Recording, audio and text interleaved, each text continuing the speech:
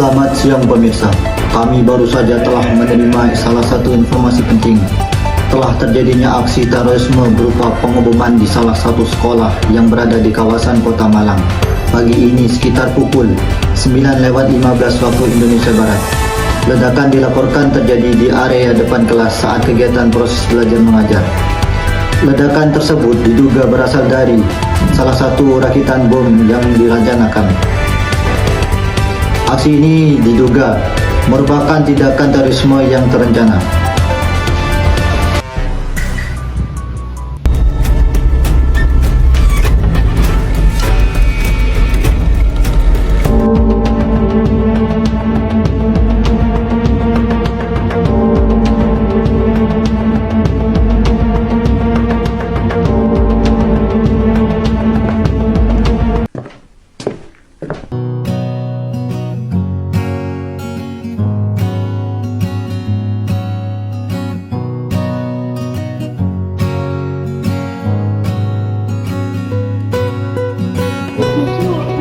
Sekarang terorisme ini kita berharap lagi gitu. Terus dan katanya ada itu di TV.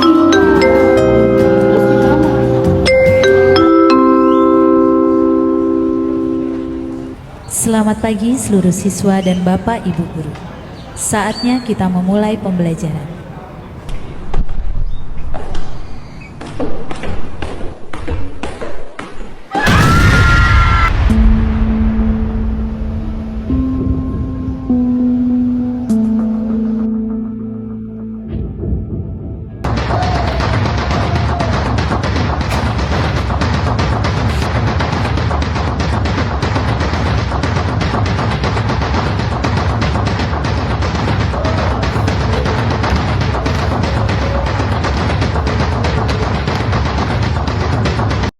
Mitigasi terorisme bisa dilakukan dengan beberapa cara.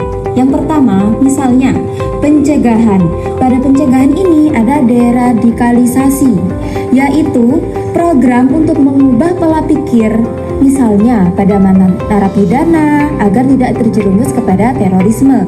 Kemudian kita juga bisa melakukan kontraradikalisasi, yaitu penyebaran narasi positif kepada masyarakat agar tidak terpengaruh ke paham radikalisme.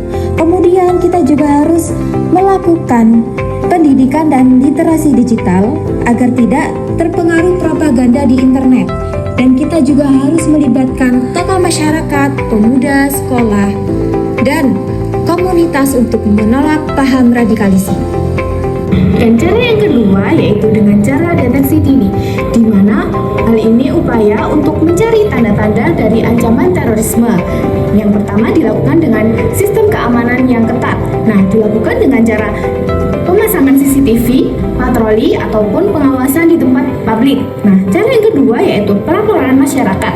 Nah, masyarakat diminta untuk melapor jika ada hal yang mencurigakan kepada pihak yang berwajib. Dan yang ketiga yaitu intelijen, di mana penguatan kerjasama intelijen antar instansi untuk memantau aksi dari terorisme. Yang ketiga, adanya penindakan. Nah, tugas dari penindakan ini yang dilakukan oleh Densus 86 anti teror, di mana Densus ini melakukan penangkapan dan penggeledahan permasalahan tersebut. Yang keempat, pemulihan atau recovery, yang mana yang pertama itu ada penyembuhan korban dengan menggunakan bantuan medis dan psikologis maupun kompensasi. Dan yang kedua yaitu perbaikan fasilitas umum. Hal ini yaitu dengan memperbaiki bangunan atau lokasi yang rusak.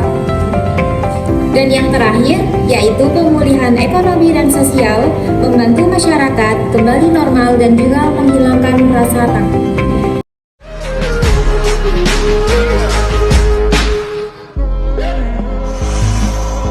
First you both go out your way and the vibe is feeling strong. And what's small turn to a friendship turn to a bond. And that bond will never be broken, the love will never get lost.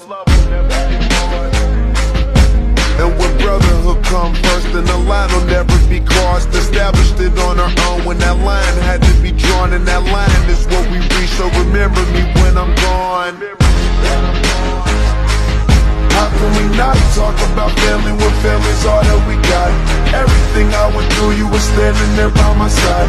And now you gon' be with me for the last ride. Let the light guide your way.